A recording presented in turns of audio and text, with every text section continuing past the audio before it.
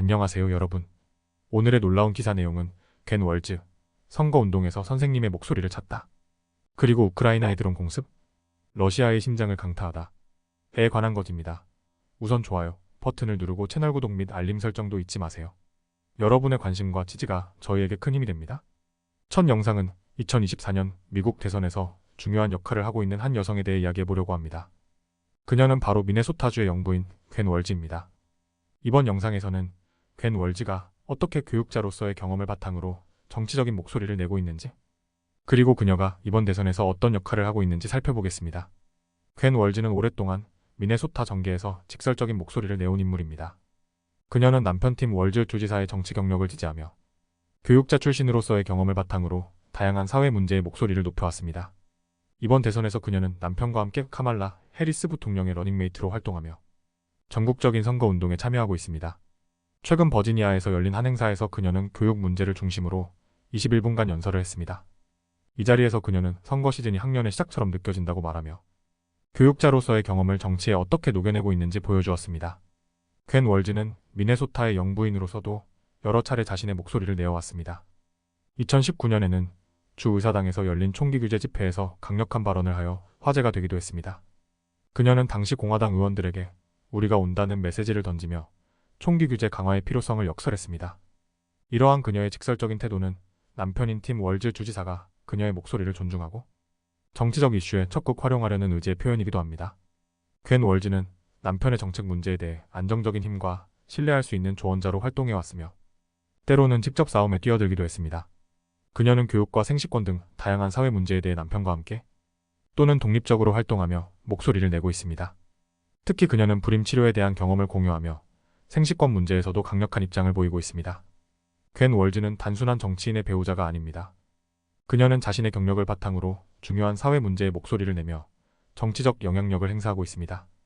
이번 대선에서 그녀가 어떤 역할을 하게 될지, 그리고 그 역할이 미국 정치에 어떤 영향을 미칠지 주목할 만합니다. 다음 영상은 최근 국제사회에서 큰 이슈가 되고 있는 우크라이나와 러시아 간의 충돌에 대해 이야기해보려 합니다. 특히 우크라이나가 최근 러시아 모스크바에 위치한 주요 정유 공장을 포함한 여러 목표물의 대규모 드론 공습을 감행한 사건에 대해 자세히 살펴보겠습니다. 우크라이나는 러시아의 침공 이후 가장 큰 규모의 드론 공습을 감행했습니다. 이번 공격은 모스크바에 위치한 주요 정유시설을 비롯해 러시아 전역의 여러 전략적 목표물을 겨냥했습니다. 특히 이번 공습은 러시아 에너지 인프라의 취약성을 드러내며 우크라이나가 드론을 통해 러시아의 심장을 겨냥할 수 있음을 보여주었습니다. 러시아 국방부에 따르면 방공 시스템이 러시아 전역 15개 지역에서 150대 이상의 드론을 요격하거나 격추했다고 밝혔습니다. 하지만 그중 일부는 주요 목표물에 도달하여 큰 피해를 입혔습니다. 특히 모스크바에 위치한 게즈프람 소유의 주요 정유 공장이 이번 공격의 주요 타겟이었습니다. 소셜미디어에 게시된 영상에 따르면 공장에서 거대한 폭발이 발생했으며 공장의 일부가 불길에 휩싸였습니다. 모스크바 시장인 세르게이 소바니는 정유 공장에 인접한 기술 시설이 피해를 입었으나 다행히도 큰 인명피해는 없었다고 밝혔습니다. 또한 우크라이나 드론은 모스크바 근처 트베리 지역의 발전소를 공격하여 추가적인 피해를 발생시켰습니다. 이와 같은 공격은 러시아의 에너지 산업에 큰 타격을 주려는 의도로 해석됩니다. 우크라이나는 최근 몇 달 동안 러시아를 대상으로 한 드론 공격의 빈도와 강도를 크게 높였습니다. 이는 러시아의 군사적 및 에너지 인프라를 약화시키기 위한 전략적인 움직임으로 보입니다. 젤렌스키 우크라이나 대통령은 우크라이나 국민이 러시아의 테러에 대응하는 것은 완전히 정당하다고 밝히며 이번 공격이 단순한 보복이 아닌 전략적인 목적을 가진 것임을 시사했습니다.